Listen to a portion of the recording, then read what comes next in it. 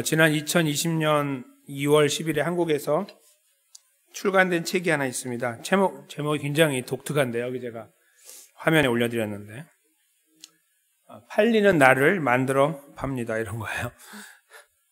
마케팅 책 같죠. 그러니까 팔리는 나를 그냥 떨이로 파는 게 아니고 아주 잘 만들어 가지고 파는 거예요. 그러니까 나를 귀양 팔 거면은 제대로 값을 받거나 더 높은 값을 받고 파는 어떤 대상으로 나를 만들자, 이제 그런 내용이, 그런 이제 내용들이 이렇게 많이 담겨 있어요. 참 작가 박창선 씨라고 하는 분이 이제 졌는데, 여러 가지 글들을 많이 쓰는 분이에요. 근데 이 책에 이제 그 자기를 만들어 나가는 그 과정 중에 이제 기억에 대한 내용이 나와요. 기억, 이렇게 기억하는 거 있죠. 근데 그 기억을 하는데 이제 이분이 주장하는 것은 보통 세 가지 방식으로 우리가 기억을 한다고 돼 있어요. 사람이 기억할 때. 첫 번째는 연상. 뭔가 이렇게 떠올리는 거죠, 이렇게. 그리고 또 하나는 상황. 어떤 상황, 그 상황을 딱 떠올리면 딱 기억나는 거. 그리고 조직화. 그러니까 다 흩어져 있는 게 아니라 이렇게 좀 잘 모아놓으면은 잘 기억할 수 있다. 이제 그렇게 정리를 하면서, 특별히 이제 연상에 대해서 잠깐 말씀을 하는데요.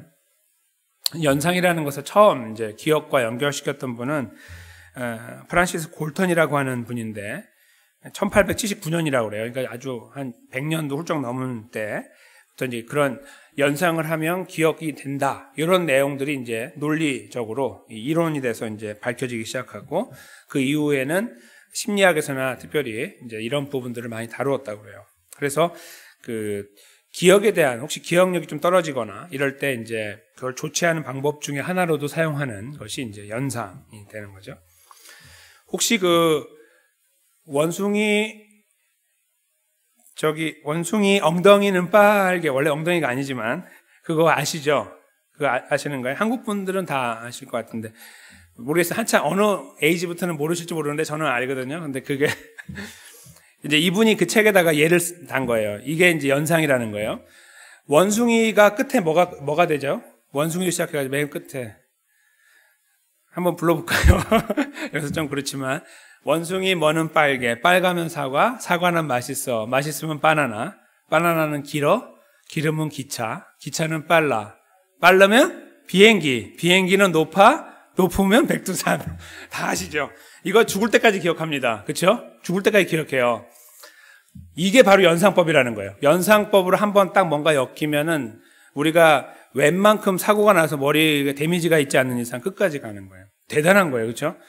이거 누가 애우라고 한 것도 아닌데 몇 번 들으니까 그냥 따라 하더니 그냥 싹 다 왔어요. 왜냐하면 거기 말하고 있는 게 이제 빨간 거는 빨간 거로 이어지고, 맛있는 건 맛있는 거로 이렇게 이어지잖아요. 그래서 그 다음 내용이 그냥 자연적으로 유추가 되면서 연결돼요. 그래서 원숭이가 시작됐는데 전혀 이상한 백두산으로 끝나는데 이 엉터리 이야기가 머릿속에 딱 들어가는 거예요. 연상이 그렇게 파워풀하다 이거죠. 저희가 인생을 살면서 기억할 것이 참 많은데 모든 것을 다 이렇게 연상으로 기억하면 참 좋을 거지만 그렇지 못하죠. 그래서 정작 이런 거는 기억하고 있는데 정작 중요한 거 까먹고, 그렇죠? 이제 뭐 전화번호 갑자기 기억이 안 나거나 하면 큰일 날 때가 많아요. 그렇죠? 그래서 기억이라는 것이 참 우리가 필요할 때 제대로 작동하느냐 그렇지 않느냐 참 중요하거든요. 하나님께서 오늘 본문을 통해서 저희들에게 아주 기가 막힌 기억법을 이제 알려주세요. 바로 이 연상과 아까 여기서 표현하고 있는 일종의 그 상황들, 그걸 이제 말씀하시는데요. 그게 바로 오늘 제목처럼 애굽입니다. 애굽. 하나님께서 이제 저희가 구약 성경을 잘 들여다보면 특별히 모세오경에 많이 등장하는 게 이제 애굽인데, 하나님께서 특별히 직접 말씀하시는 경우에 애굽이 많이 등장해요. 그러면 이렇게 생각할 수 있어요. 저희가 이렇게 읽어 나가다 보면 계속 애굽 이야기를 하신단 말이에요. 애굽에서, 너희가 애굽에 있을 때. 오늘도 여기 그 두 번째 36절 마지막에 보면 애굽 땅에서 나오게 했다, 이제 이렇게 자꾸 말씀하셔서 뭐라 그럴까, 애굽 하나를 갖고 이제 좀 비어로 쓴다면 울고 먹는 것 같은 느낌. 그렇죠? 하나님께서 그거 옛날에 그거 한번 하고 나서 그거를 평생 그냥 계속 이렇게 우려 드시는구나, 이렇게 생각할 수 있어요. 그렇죠? 그런 생각이 드는데 이 하나님의 여기 의도가 담겨 있다고 이제 저희가 발견을 해요. 그러니까 왜 그럴까? 이제 한번 저희가 생각을 잠깐 해보려고 그러는데, 오늘 본문이 이제 무엇과 연결되어 있냐 하면 명령과 연결되어 있는데요. 마치 도덕 교과서를 보는 것 같아요. 오늘 본문 앞부분을 꼭 읽어보시기를 권유드립니다. 19장 앞부분부터 쭉 읽어보시면 인생을 이렇게 살아야 된다는 것이 아주 정확하게, 사람과의 관계는 어떻게 할 것이며, 또 뭐 예를 들면은 그 동방 예의지국이라서 한국만 어른들 앞에서 일어나는 게 아니에요. 유대인들도 일어납니다. 그렇죠? 머리가 하얀 사람 앞에서 일어나라, 이렇게. 그런 것들이 이제 여기 모든 여러 가지 그 도덕적인 조항들이 아주 이렇게 팍 폐기돼 가지고 들어가 있어요. 앞부분에. 그래서 만약에 이걸 저희가 하나님 말 설교로 이렇게 듣기 시작하면은 굉장히 오래 걸려요. 지나가려면. 너무 뭐 생각할 게 많기 때문에. 그래서 이제 제가 그런 것들은 이제 여기에서 전하기보다는 읽어보시도록 권유를 드리는 거고, 근데 그걸 이제 받는 마지막 결론 부분을 이제 가지고 왜 그런 여러 가지 조항들이 조목조목 기록되어 있을까? 그걸 놓고서 하나님은 왜 애굽 이야기를 하실까? 요거를 이제 연결해 보려고 합니다. 여기 그 앞에 나와 있는 내용 중에 그 재판에 관련된 내용이 나오는데요. 여러분들께서는 만약에 재판장이 되신다면 여기 가난한 사람이 있고 부자가 있어요. 그러면은 누구 편을 들고 싶으신가요? 네. 조금 본인이 나는 조금 형편이 가난한 쪽에 속한다 그러면은 왠지 가난한 쪽에 들고 싶고, 나는 조금 부유한 쪽에 속한다 싶으면 부유한 쪽에 들고 싶을지 모르겠어요. 근데 둘 다 틀린 거예요. 가난하다고 무조건 옳은 게 아니고 부자라고 옳은 게 아니잖아요. 근데 저희 머릿속에는 어느 정도 어떤 생각이 있냐면 가난한 사람 쪽에 조금 더 동정표를 주고 싶은 마음이 있어요. 하나님은 뭐라고 하시냐면 그렇게 하지 말아라. 옳고 그름을 따져서 결정 내야지, 여기가 조금 약하다고 해서 편을 드는 것은 잘못된 거라고 말씀하시는 거예요. 그런 내용들로부터 쭉 이렇게 정의를 행하고 올바른 길을 행하는 것을 쭉 나열하고 계시는 것은 정말 그 보통 도덕교과에서 보지 못하는 내용들이 참 많고, 그런 내용들을 우리가 이렇게 받아들일 수 있도록 해요.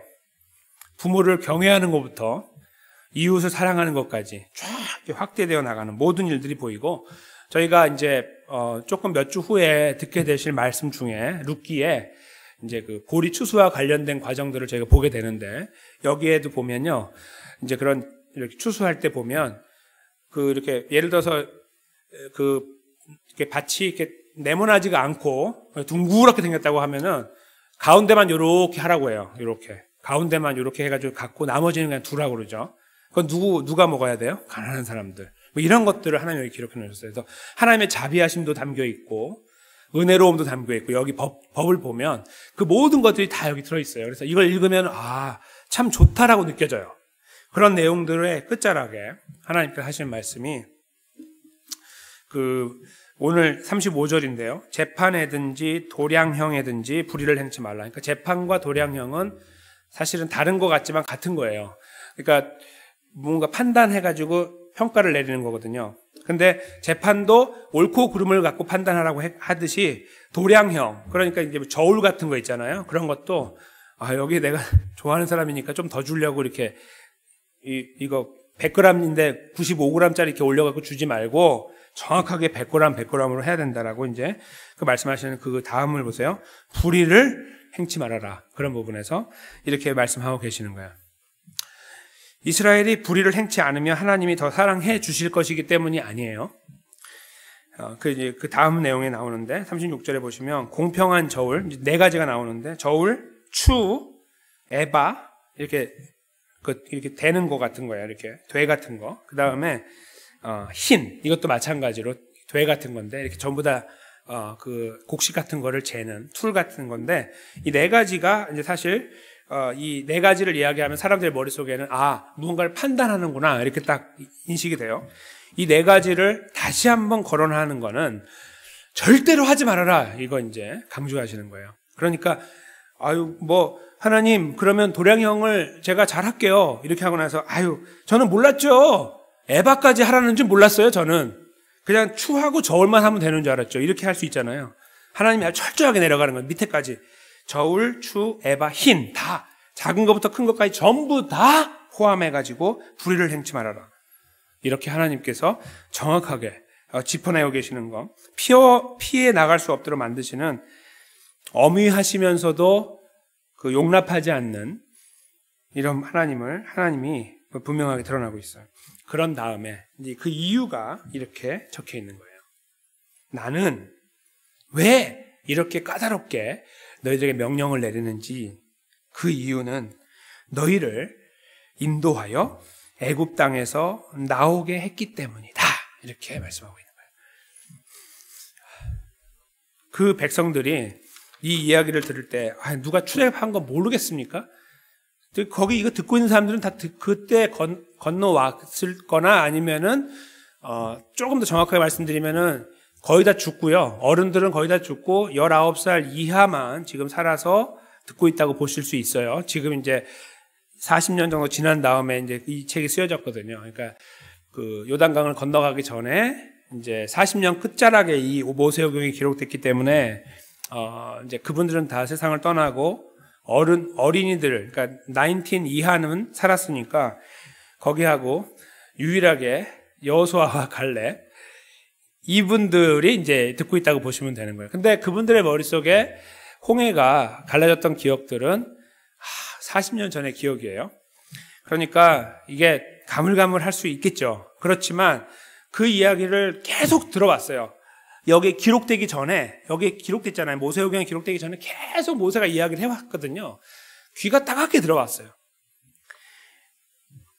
이 말씀을, 그러니까 도덕적으로 올바르게 살아야 되는데 왜 그러냐 하면 애굽에서 너희를 내가 데리고 나왔기 때문이다. 이렇게 말씀하신 이유는 저희가 조금 더 쉽게 말씀드리면 뭘까요? 너희가 왜 이렇게 도덕적으로 건전해야 되냐면 내가 너희를 구원했기 때문이다. 이런 말씀으로 이제 해석이 되는 거죠. 즉 이렇게 잘 살면 좋은 올바르게 정직하게 살면 내가 너희를 구원할 거니까 그렇게 살아라가 아니라 이렇게 해야 된다라고 아주 간곡하게 말씀하시는 이유는 너희를 내가 택해서 구원했기 때문이다. 근데 어디에서 구원했냐면 애굽이라는 장소를 연상을 시키는 거예요. 이렇게 연관을 시켜요. 그러니까 애굽이라는 말을 들을 때 이스라엘 백성들은 두 가지를 떠올리는 거예요. 한 가지는 거기서 죽을 맛을 경험한 거 있죠. 죽을 맛을 경험한 거. 지옥과 같은 시간들을 기억해요. 애굽이란 단어가 떠오르면 바로 연상되는 거예요. 그리고 두 번째는 애굽을 다시 한번 음미하면 우리가 거기서 나왔지, 이게 연상이 되는 거죠. 죽음과 삶이 동시에 연상이 돼요. 애굽이라는 말만 들으면. 하나님은 그 단어를 통해서 이스라엘의 머릿속에 왜 이렇게 손해보면서까지 착하게 살아야 되느냐 하면 바로 너희가 그 지옥 같은 곳에서 나의 은혜로 구원을 받아서 내 백성이 되었기 때문이다. 이렇게 말씀하고 계시는 거죠. 저희가 이 레위기 말씀을 들으면서 계속해서 이렇게 반복해서 밝혀지고 있는 사실이 여기에 이제 다시 한번 드러나고 있는 거예요. 왜 착해야 되고 왜 의로워야 되고 왜 올바라야 되냐 하면 하나님이 은혜로 구원했기 때문이라고 저희가 계속 들어오고 있죠. 오늘은 그보다 조금 더 구체적인 거예요. 애굽을 말씀하시는 거예요.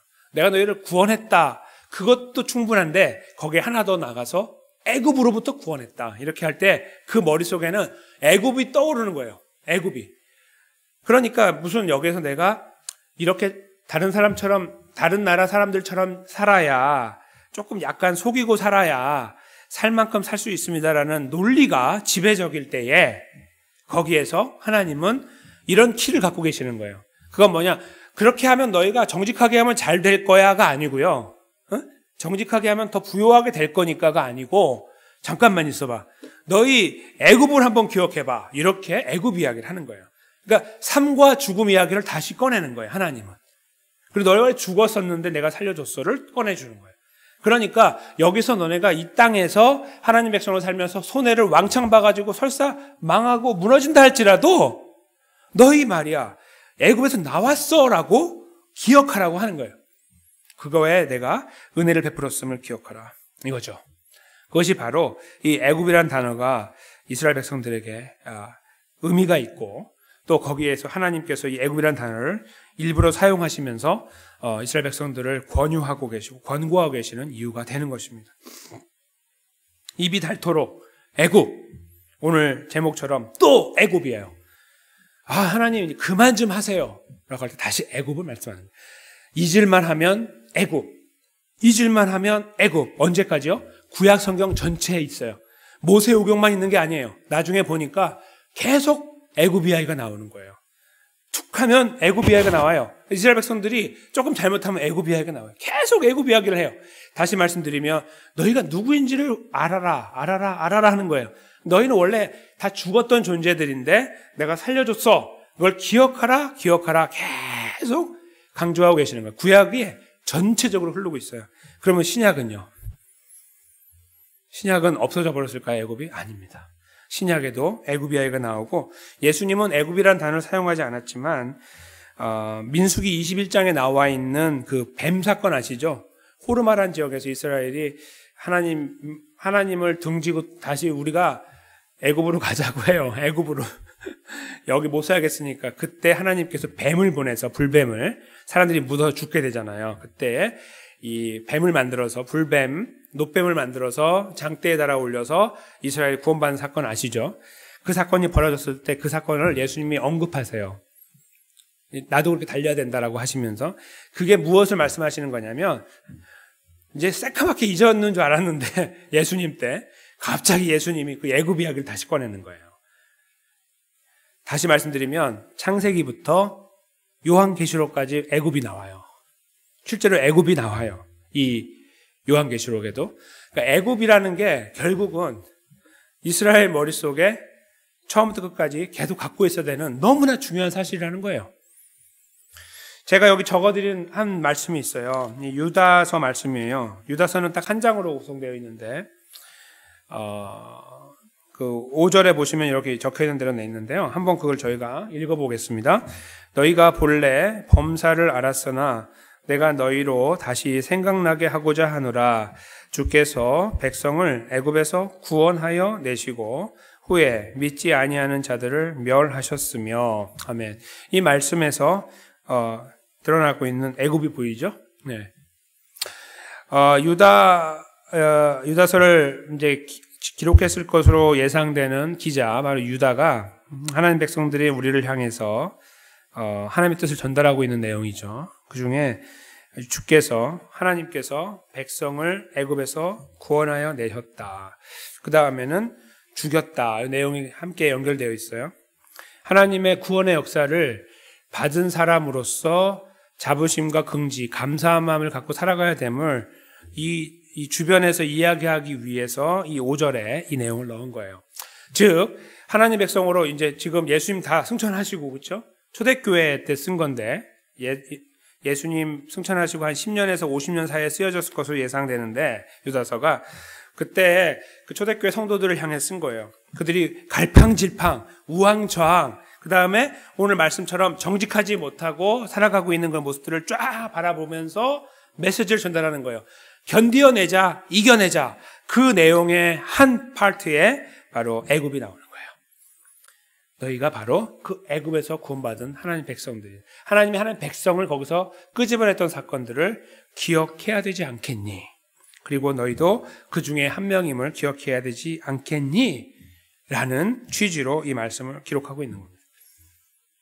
다시 말씀드리면 오늘 애굽을 말씀하시는 하나님의 이 말씀은 바로 이스라엘 백성의 말씀이기도 하지만 먼 훗날 21세기를 살고 있는 저희들에게 주시는 말씀이기도 하다는 거예요. 이 말씀은 저희들에게 큰 의미를 주고 있습니다. 저희가 정직하게 살아야 되고 하나님 백성답게 살아야 되는 그 근거를 다시 한번 확인해 주는 겁니다. 그래서 어떻게 되는데요, 하나님? 그렇게 살면 잘 됩니까? 하나님은 그걸 잘 된다고 개런티 하시는 게 아니에요. 정직하게 했을 때 다른 사람보다 잘 되를 개런티 하시는 게 아니고 정직하게 살아야 되는 이유는 다른 데 있다는 거예요. 너희가 구원을 받았기 때문이라는 거야. 하나님 백성이니까 그렇게 당연히 살아야 된다는 거예요. 그 결과가 어떻게 될지 몰라요. 하나님께서 은혜를 주셔서 잘 되고 다른 사람보다 승승장구할 수도 있어요. 어떤 사람은 그렇지 못할 수도 있어요. 하나님께서 정하신 바에 따라 움직여요. 그렇죠? 그거는 그 다음 문제고 지금 원칙적으로 주어진 정직한 삶의 이유는 우리가 애굽에서 구원받았다는 사실입니다. 우리는 애굽으로 대변되는 죄와 사망에서 예수 그리스도의 십자가와 부활로 구원을 받았습니다. 즉 애굽이 떠오르면 죽음과 생명이 떠오르는 것처럼 우리가 애굽을 떠오르면 영원한 죽음과 영원한 생명을 떠올리게 된다는 거예요.